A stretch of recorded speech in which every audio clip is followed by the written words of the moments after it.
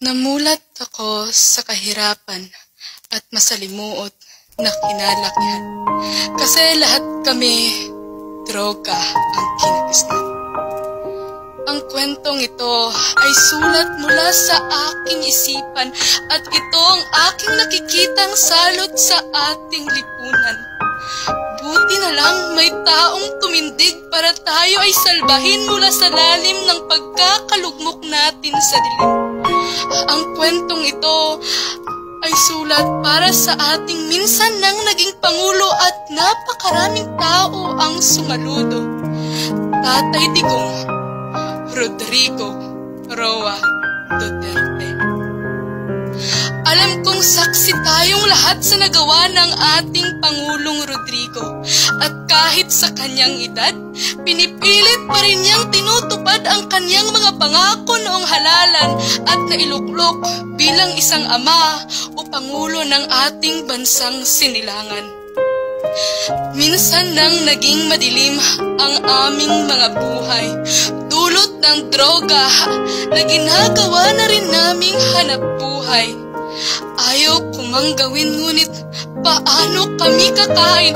Paano kami mabubuhay sa mundong ito na mayayaman lang ang nakakalamang? Ngunit nung dumating ka, ang buhay namin biglang nagbago at tumino. Biglang nabigyan ng direksyon ang pangarap namin sa buhay.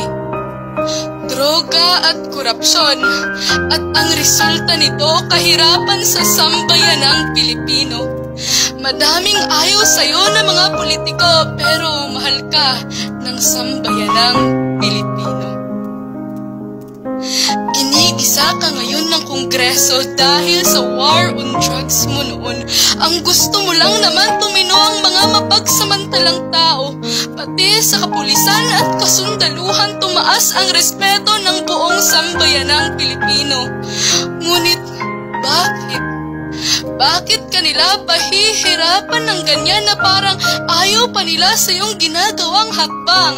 Parang hindi rin sila nakinabang sa iyong mga programang pati mga anak nila ligtas na maglalakad sa kalsada at daan.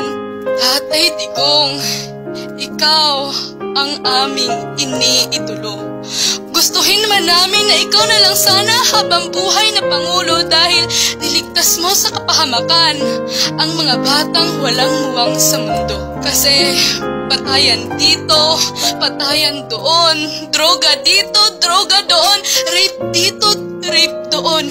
Nagkalat ang mga kriminal sa kalsada na para bang hindi ka na makakalakad sa gabi ng payapa. Pero nung dumating ka, bigla silang nawala na parang bula.